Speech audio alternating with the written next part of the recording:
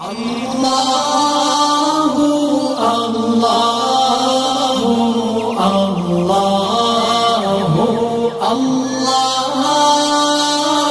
Allahu Allahu Allah Alhamdulillahi wa kafa wassalatu wassalamu ala abdihil mustafa amma ba'd fa'a'udhu billahi minash shaitanir rajim bismillahir rahmanir rahim.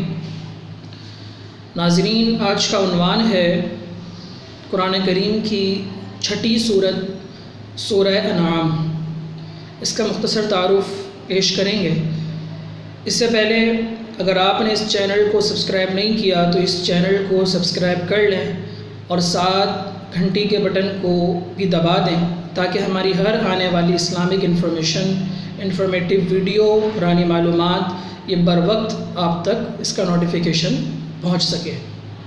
تو آج کا عنوان ہے سورہ انعام کا مختصر تعارف. انعام عربی زبان میں کہتے ہیں مویشیوں کو.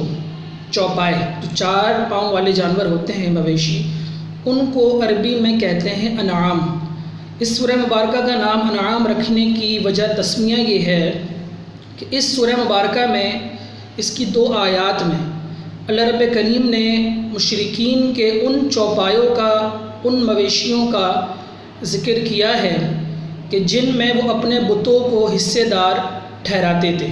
یعنی جب وہ ذبح کرتے تھے تو کہتے تھے کہ اس کا اتنا حصہ ہمارے بتوں کے نام پر اور اتنا حصہ جو ہے وہ ہمارے لیے. تو ان مشرکین کے مویشیوں کا ذکر اللہ نے اس قرآن کی آیت میں، اس صورت میں کیا ہے، جس کی وجہ سے اس صورت کا نام سورہ انعام رکھا گیا. حضرت عبداللہ بن عباس رضی اللہ تعالی عنہ فرماتے ہیں کہ یہ سورہ مبارکہ پوری کی پوری ایک ساتھ ہی مکہ مکرمہ میں نازل ہوئی. باقی جو صورتیں ہیں وہ ترتیب وار چند آیات نازل ہوئیں، پھر اس کے بعد چند آیات نازل ہوئیں. اس طرح کرتے کرتے صورتیں نازل ہوئیں. لیکن سورہ انعام طویل صورت ہے، لیکن یہ ایک ساتھ ہی ایک ہی رات میں مکہ مکرمہ میں نازل ہوئی. اس سورہ مبارکہ میں 20 رکوع ہیں اور 165 آیات ہیں، اور یہ سورہ مبارکہ تقریباً 1.25 پارے پر مشتمل ہے.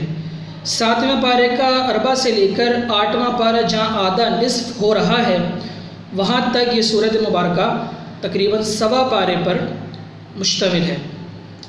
اس سورہ مبارکہ کے جو مضامین ہیں وہ اللہ رب کریم کی وحدانیت ہے، اللہ رب کریم کی صفات ہیں، اللہ کی قدرت ہے، مرنے کے بعد دوبارہ زندہ کیے جانے کے احوال بیان کیے گئے ہیں. اور اس کے بعد یہ بتایا کہ قرآن میں ہر خشک اور تر شے کا ذکر موجود ہے. اور اس سورہ مبارکہ کے اندر ایک خاص مکالمہ جو ابراہیم علیہ السلام کا ان کے چچا آزر جو کہ غیر مسلم تھے، ایمان نہیں لائے تھے، ان سے ہوا. اس کو بھی ذکر فرمایا کہ ابراہیم علیہ السلام نے اپنے چچا آزر سے کہا کہ تم جو ہے وہ اللہ کے سوا بتوں کی پوجا کرتے ہو، بتوں کی عبادت کرتے ہو. اور اس کے بعد پھر فرمایا کہ جب ان پر ایک تارا، آسمان پر ایک تارا چمکا تو اس کو دیکھ کر کہا کہ کیا یہ میرا خدا ہے؟ اس کے بعد جب وہ تارا غائب ہو گیا، ڈوب گیا، تو فرمایا کہ ڈوبنے والا جو ہے وہ میرا خدا نہیں ہو سکتا. اس کے بعد جب چاند آسمان پر نکلا، نمودار ہوا، تو اس کو دیکھ کر آپ نے فرمایا کہ کیا یہ میرا خدا ہے؟ کیا تم اسے میرا خدا ٹھہراتے ہو؟ پھر جب وہ غائب ہو گیا، غروب ہو گیا، تو فرمایا اگر میرا رب مجھے ہدایت نہ دیتا تو میں گمراہوں میں سے ہوتا. اس کے بعد جب سورج نمودار ہوا، سورج کی روشنی چمکی، تو کہا کیا یہ میرا خدا ہے؟ کیا تم اسے میرا خدا ٹھہراتے ہو؟ اور یہ تو سب سے بڑا ہے، ان سب سے بڑا ہے، تاروں سے بھی بڑا ہے، چاند سے بھی بڑا ہے. جب وہ غروب ہو گیا تو آپ نے فرمایا کہ ڈوبنے والا جو ہے وہ میرا خدا نہیں ہو سکتا، میرے رب نے مجھے اپنی طرف ہدایت دی. تو یہ توحید کا جو بیان ہے، جو اللہ کی وحدانیت جو آپ ذکر فرما رہے ہیں، اس کو اسی سورہ مبارکہ میں بیان کیا گیا. اسی طرح جانور کو ذبح کرنے کے احکامات، جانور کو ذبح کس طرح کیا جائے گا، اور قربانی کے وقت جو دعا پڑھی جاتی ہے وہ بھی اسی سورہ مبارکہ میں ذکر کی گئی ہے. اس کے بعد آگے بڑھتے ہیں تو اللہ رب کریم کی شان بیان کی گئی کہ ان اللہ فالق الحب والنوا، کہ بے شک اللہ دانے کو اور گٹلی کو چیرنے والا ہے، یعنی دانہ جو ہم زمین میں ڈالتے ہیں، جو گٹلی ڈالتے ہیں، اس کو چیر کر اللہ رب کریم اس سے جو ہے وہ اناج نکالتا ہے، پھل نکالتا ہے۔ فرمایا کہ وہ زندہ سے مردہ کو نکالتا ہے اور مردہ سے زندہ کو نکالتا ہے۔ تو یہ اللہ رب کریم کی قدرت بیان کی گئی۔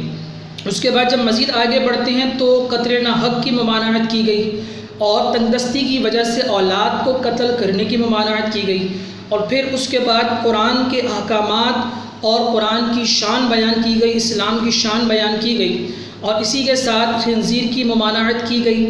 اور اسی کے ساتھ جب آگے بڑھتے ہیں آخری رکوع کے اندر نبی پاک صلی اللہ علیہ وسلم کے بارے میں فرمایا قل ان صلاتی و نسکی و محیای و مماتی للہ رب العالمین، کہ اے محبوب آپ فرما دیں کہ میری نماز، میری قربانی، میرا جینا اور میرا انتقال کر جانا یہ سب اللہ رب کریم کی ذات بابرکات کے لیے ہے۔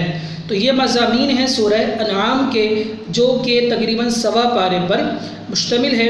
اللہ رب کریم سے دعا ہے کہ ہمیں سورہ انعام کے مضامین کو سمجھنے کی اور اس کی تفسیر کو پڑھنے کی توفیق عطا فرمائے۔ وما علینا الا البلاغ المبین۔